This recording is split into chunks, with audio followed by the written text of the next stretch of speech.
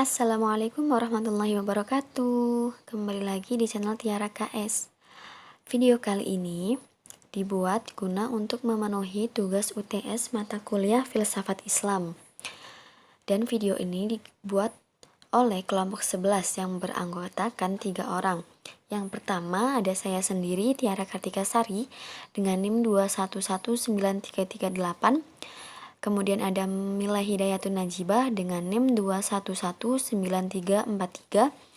Yang terakhir ada Esti Winahyu 2119347.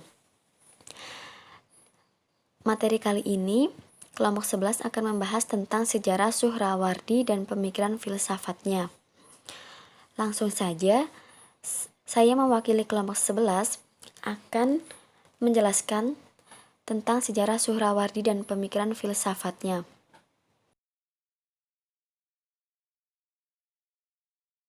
Suhrawardi bernama lengkap Syekh Shihab ad-Din Abu al-Futuh Yahya Ibnu Habasyi Ibnu Amirak al-Suhrawardi. Beliau dilahirkan di Suhraward, Iran Barat Laut, dekat Zanjan pada tahun 548 Hijriah atau 1150. Kemudian, beliau dikenal dengan Syekh al-Isyraq atau Master of Illuminationis atau bisa juga disebut Bapak Pencerahan. Kemudian beliau juga dikenal sebagai Al-Hakim, Sang Bijak, Asy-Syahid, Sang Martir, Al-Maktul yang terbunuh. Julukan Al-Maktul berkaitan dengan kematiannya yang dieksekusi. Al-Suhrawardi belajar kepada seorang faqih dan teolog terkenal, yaitu Majduddin al-Jili, guru Fakhruddin al-Razi. Beliau belajar logika kepada Ibnu Sahlan al-Sawi, menyusun kitab Al-Basair an-Nasiriyah. Selain itu juga, beliau juga bergabung dengan para sufi serta hidup secara asketis. Dan di Halb ia belajar kepada Asy-Syafir Iftakharuddin. Hidup asketis maksudnya adalah kalau secara gampangnya itu hidup sederhana. Jadi beliau itu jauh dari kata modern, menjauhi benda-benda yang seperti sekarang. Hidup yang paling sederhana dan bahkan bisa dibilang dengan hidup susah.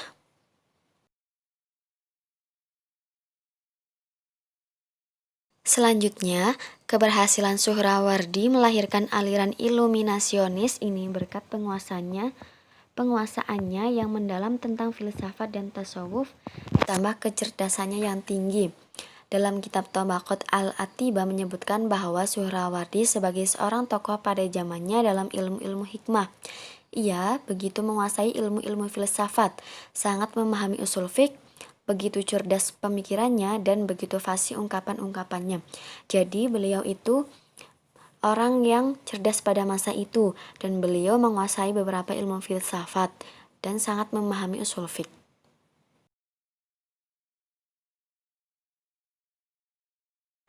Karena kepiawaian Suhrawardi, beliau mengeluarkan pernyataan doktrin esoteris yang tandas dan kritik yang tajam terhadap ahli-ahli fikih, sehingga menimbulkan reaksi keras yang dimotori oleh Abu al-Barakat al-Baghdadi yang anti-Aristotelian.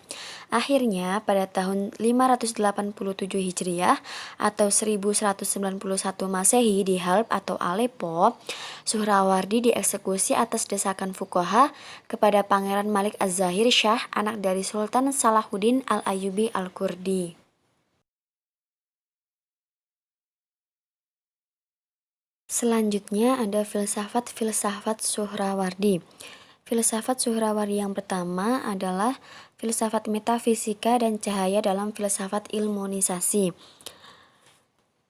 Sebagaimana halnya suatu bangunan ilmu tidak muncul lantas sempurna secara tiba-tiba di tangan seorang pemikir. Demikian pula halnya dengan ilmu iluminasionisme memiliki akar yang panjang. Tidak kurang jasanya para pemikir Plato, Hermes, Empedokles, Pitagoras, dan lain-lain. Meskipun terdapat perbedaan ungkapan antara metode penguraian yang membedakan mereka, namun semuanya telah memberikan sahamnya dalam satu kebijakan universal dan perennial, yang pada mulanya diwahyukan kepada Hermes yang disamakan sumber-sumber Muslim dengan Idris atau Nuh yang disebut Al-Quran. dan menurun melalui sebuah rantai yang bersinambung. Kemudian, filsafat yang kedua ada filsafat epistemologi atau pengetahuan. Pengetahuan mendasar Suhrawardi pada ilmunisasi, beliau mengusulkan satu teori visi yang mirip dengan psikologi Gestalt. Beliau menggabungkan cara nalar dengan cara intuisi, menganggap keduanya saling melengkapi. Yang ketiga, filsafat kosmologi atau alam. Menurut beliau, segala yang bukan cahaya disebut sebagai kualitas mutlak atau materi mutlak. Inilah hanya aspek lain dari penegasan atas cahaya dan bukan suatu prinsip mandiri oleh pengikut Aristoteles. Dan yang terakhir ada filsafat psikologi atau jiwa. Suhrawardi mengutip pendapat Ibnu Sina. Beliau berpendapat sama, yaitu jiwa individual tak dapat dipandang sudah ada sebelum keberadaan fisiknya, seperti banyak unit sinar. Kategori-kategori material dapat diterpakan dalam jiwa yang bersifat esensinya tidak satu dan tidak pula banyak. Meskipun ia tampak sebagai yang banyak disebabkan oleh berbagai tingkat daya tangkap pada materialnya terhadap penerangan, hubungan antara penerangan abstrak atau jiwa dan tubuh bukanlah sebab akibat ikatan kesatuan antara mereka ialah cinta. Tubuh yang merindukan penerangan menerima penerangan melalui jiwa dikarenakan sifatnya tidak mengizinkan suatu komunikasi langsung antara sumber cahaya dan dirinya sendiri.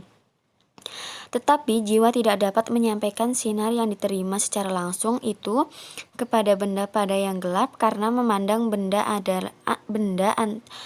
karena memang beda antara jiwa dan tubuh. Perbedaan itu bisa dibuktikan, yaitu makanan yang dimasukkan ke dalam tubuh akan menyebabkan perkembangan tubuh manusia. Contohnya dari kecil hingga menjadi besar terus berlangsung perubahan dalam tubuh. Namun jiwa manusia tidak selalu menyadari adanya perubahan. Jiwa mampu menyerap makna-makna yang terlepas dari jasad. Karena itu, jiwa mempunyai karakter tersendiri yang menyebabkan manusia eksis.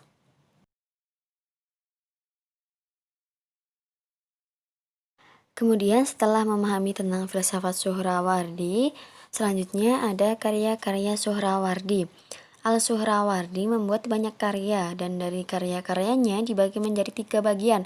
Antara lain yang pertama, karya pertama adalah kitab induk filsafat iluminasinya. Antara lain ada Talwihat atau pemberitahuan, Al-Muqawwamat atau yang tepat, Al-Masyari wa Al-Mutarahat, jalan dan pengayoman, dan yang terakhir Al-Hikmah Al-Isyraq, yaitu filsafat pencerahan.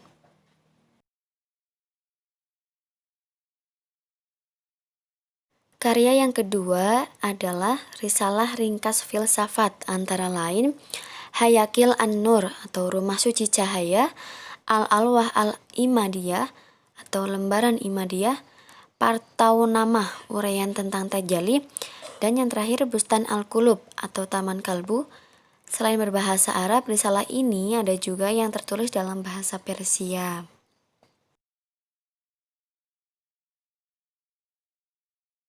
Kemudian karya ketiga, karya yang terakhir dari Suhrawardi berupa kisah perumpamaan, antara lain Qisas Al-Ghurbah Al-Gharbiyah atau kisah pengasingan ke barat.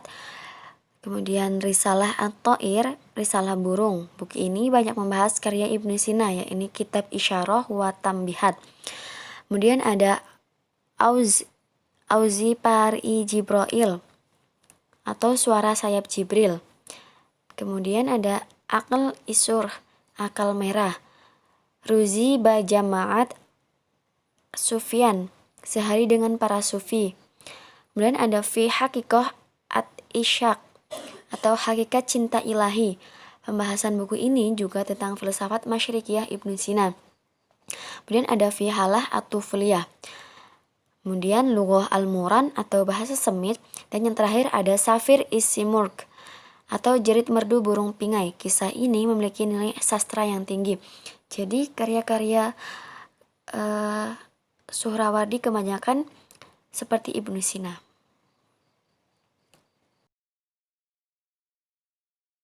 Sekian dari saya, bila banyak kekurangan dan tutur kata yang kurang tertata, saya mohon maaf yang sebesar-besarnya. Dan jangan lupa bantu dukung channel ini ya guys. Terima kasih. Wassalamualaikum warahmatullahi wabarakatuh.